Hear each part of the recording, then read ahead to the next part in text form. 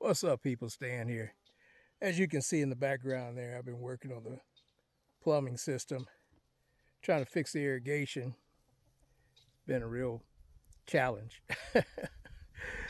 But so far, the main reason was to get some water flowing in the greenhouse again.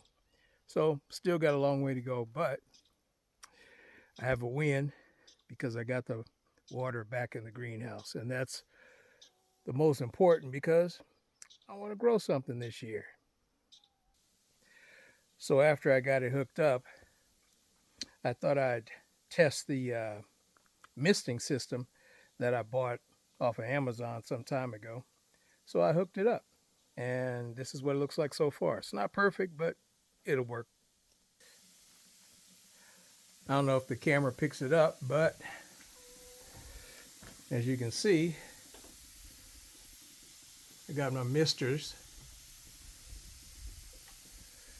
spraying all my plants, and it's looking pretty good in here. I gotta rearrange some things so they can all take advantage of the misting system. But hey, phase one. Now work on the rest of it. So this is a win, and I'll take that. I've got broken lines all over the property.